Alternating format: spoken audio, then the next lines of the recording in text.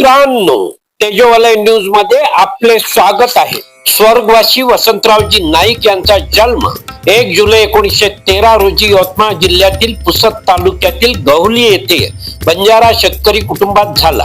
5 डिसेंबर 1963 रोजी त्यांनी महाराष्ट्राच्या मुख्यमंत्री पदाची सूत्रे स्वीकारली.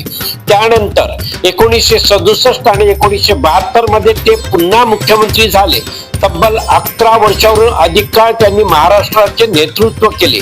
महाराष्ट्राच्या कृषी क्षेत्रात मोठे परिवर्तन घडवून आणण्यात त्यांचे योगदान महत्वपूर्ण मानले जाते. त्यामुळे त्यांना महाराष्ट्रातील हरित क्रांतीचे प्रणेते म्हणून ओळखले जाते.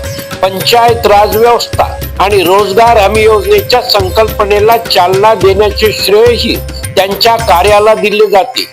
ग्रामीण विकास, शेती आणि रोजगाराच्या क्षेत्रात त्यांनी घेतलेल्या महत्वपूर्ण निर्णयाचा महाराष्ट्राच्या विकासावर दीर्घकालीन प्रभाव पडला असून अशा या महान नेत्याच्या स्मृतिदिनी आर्वी येथील बंजारा समाजाच्या वतीने मंगळवारी विविध कार्यक्रमाचे आयोजन करण्यात आले होते.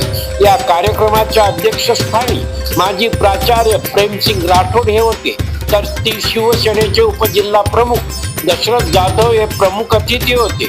यावेळी पंतुसिंग जाधव, किसन जाधव, महेश देवसोत, अर्जुन राठोड, गेमसिंग राठोड, नामदेव राठोड, दिलीप जाधव, क्षेत्र सहाय्यक ज्ञानेश्वर मुंडे, रोहित पवार, प्रवीण राठोड, विजय पवार, सचिन राठोड, विक्की चव्हाण, संजय चव्हाण, तेजस जाधव यांच्यासह समाज बांधवांची उपस्थिती होती.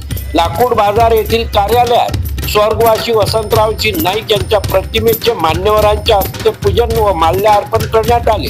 त्यानंतर वर्धा तळेगाव टी पॉइंट चौकातील नामफलकाचे पूजन करून त्यांच्या कार्याला अभिवादन करण्यात आले.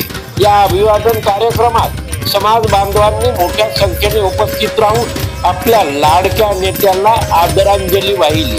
याशिवाय जय घोष करून संपूर्ण परिसर दणाणून सोडला. मित्रांनो, आपल्या परिसरातील सामाजिक, धार्मिक, सांस्कृतिक आणि जनहिताच्या प्रत्येक घडामोडी आमच्यापर्यंत पोहोचवा.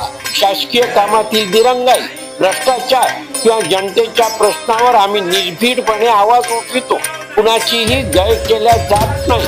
निर्भीड व निष्पक्ष बातम्या पाहण्याकरता तेजोवलय न्यूज चॅनलला लाईक, शेअर, सबस्क्राईब करून बेल आयकॉनची बटन दाबायला विसरू नका.